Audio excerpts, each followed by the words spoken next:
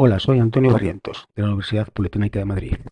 Comenzamos con este vídeo el tema de Graphet, que como veremos es un método para poder explicar cómo funciona un automatismo de una manera inequívoca.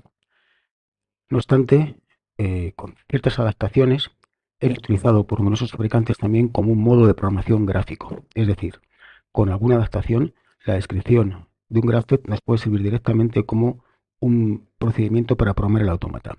De hecho, el estándar de programación de autómatas incluye entre sus posibles lenguajes de programación, como lenguaje gráfico, el SFC, que es muy similar al graphet.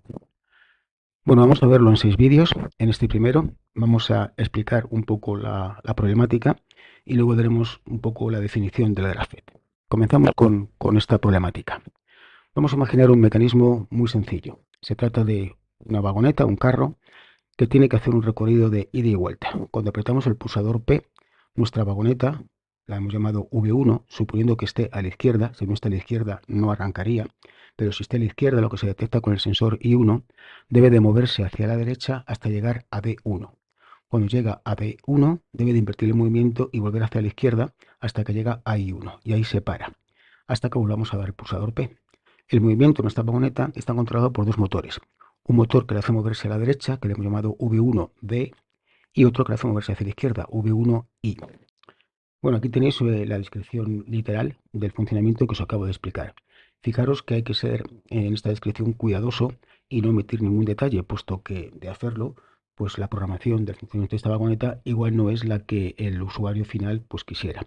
Por ejemplo, yo he añadido el comentario final de que si se pulsa P durante el movimiento, esta pulsación se debe ignorar.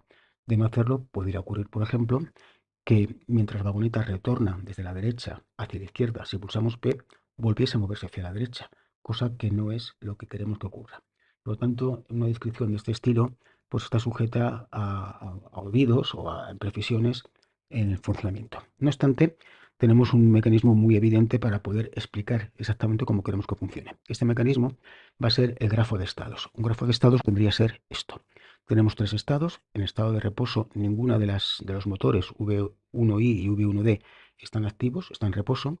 Pero si en ese momento, estando aquí, pulsamos P y estamos a la izquierda, pasaremos a este nuevo estado en el cual nos vamos a mover a la derecha. Para ello activamos el motor V1D. Y así nos mantenemos hasta que llegue la señal de 1. Fijaros que estando aquí, aunque me diesen P, no haría nada, seguiría en este estado. Únicamente salgo de este estado cuando se da esta condición. Al pulsar D1, o mejor dicho, al llegar a D1, invertiríamos el movimiento de la vagoneta y nos moveríamos hacia la izquierda mediante el motor V1I. Y así nos mantendríamos hasta que llegase la señal I1, la señal de que estamos a la izquierda, y volveríamos al reposo. Este grafo de estado describe perfectamente cómo queremos que funcione nuestra vagoneta, por lo tanto, es un mecanismo válido y útil para explicar el funcionamiento que queremos. Ahora bien, ¿qué pasa si en lugar de una vagoneta tenemos dos? ¿Vale? Las dos arrancan cuando estando las dos a la izquierda, damos al pulsador P, comienza su movimiento a la derecha, y lo que vamos a querer es que cuando lleguen a la derecha se esperen. Es decir, si primero llega la vagoneta 1, se quedará ahí parada hasta que llegue la vagoneta 2. Y cuando las dos hayan llegado, retornan juntas hacia la izquierda. Cuando finalmente las dos llegan a la izquierda, estamos en disposición de volver a dar P y que se repite ese ciclo. De la misma manera, si la que llega antes es la vagoneta 2, tendrá que esperarse a que llegue la vagoneta 1 para comenzar el retorno hacia la izquierda. Si hacemos eso con nuestra herramienta de grafo de estados, pues tendríamos esto. Vamos a analizar un poquito. Estamos en reposo. Si están a la izquierda las dos vagonetas, I1 y 2, y pulsan P, pondremos en marcha los dos motores hacia la derecha.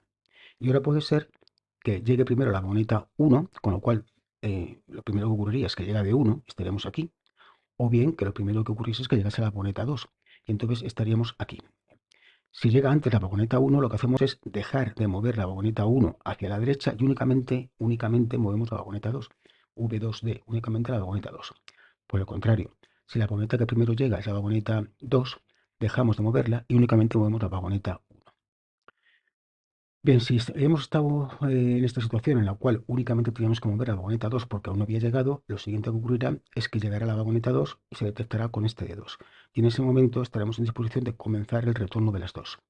De la misma manera, si llega antes la vagoneta 2, estaremos moviéndonos aún con la vagoneta 1 hacia la derecha, y cuando la vagoneta 1 llega, de 1 la señal, y ya estaríamos en disposición de retornar con las dos vagonetas hacia la izquierda. Hacemos ese retorno arrancando las dos a la vez y como antes puedo llegar antes la vagoneta 1 o puedo llegar antes la vagoneta 2. En el caso de que llegue la 1 mantenemos aún funcionando la vagoneta 2 hacia la izquierda y por el contrario si llega antes la vagoneta 2 mantenemos el movimiento de la vagoneta 1 hacia la izquierda. Y cuando finalmente, en este caso, llega por fin la vagoneta 2 o en este caso llega por fin la vagoneta 1, estamos en disposición de volver al reposo y estar de nuevo esperando a que nos den el pulsador P. Bien, un poquito más complicado, pero hemos podido definirlo con el grafo de estados, el funcionamiento que queríamos. Vamos un poco más. Pongamos ahora tres vagonetas. Bien, si hacemos el grafo de estados de esto, nos queda esto. ¿Vale? No voy a analizarlo, si queréis hacerlo, aparece el vídeo y lo podéis ver con detalle, pero ya veis que se empiezan a cruzar líneas y la cosa se empieza a complicar. ¿Vale? Bien, no obstante, ahí está, hemos sido capaces de dibujarlo. Pero, ¿y si tenemos n vagonetas? ¿Cómo crecería esto? Sería bastante inmanejable. Bien, por eso el grafo de estados está bien para cosas muy sencillas, pero cuando el sistema es complicado, cuando hay muchas cosas que ocurren a la vez, como es este el caso, que hay varias vagonetas o varias secciones, sustituyamos las vagonetas por cilindros o por máquinas que tienen que hacer simultáneamente tareas sobre diferentes piezas que en un momento determinado se juntan, se separan, etcétera.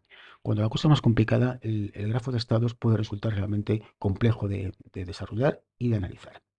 Por eso se creó el Graphet.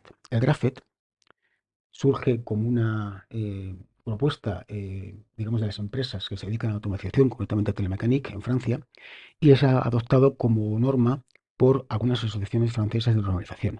Pero, dado un poco la utilidad que tenía, pasa a tener norma o rango de norma internacional con la Comisión Electrónica Internacional en el año 1988 se adopta como norma.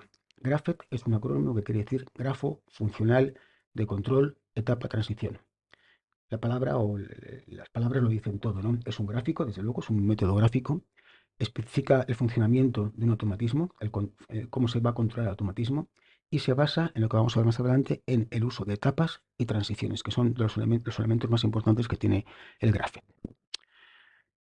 ¿Para qué sirve el Graphet? Pues como hemos dicho al principio, el Graphet sirve para definir. No, en principio, no es un modo de programar, aunque se pueda adaptar, pero sirve para definir de una manera inequívoca, de una manera que todo el mundo tenga claro cómo tiene que funcionar un automatismo secuencial.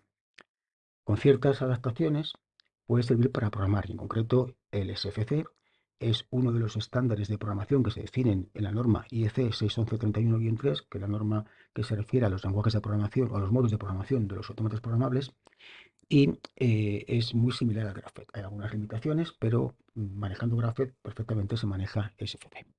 En los vídeos que vienen a continuación vamos a ir viendo progresivamente los elementos del Graphet, cómo se utilizan, y iremos un poco añadiendo cada vez más riqueza a ese Graphet.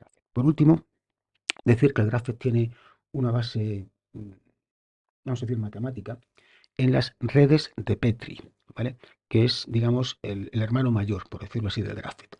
Mucho más ricas y mucho más rigurosas que el Graphet.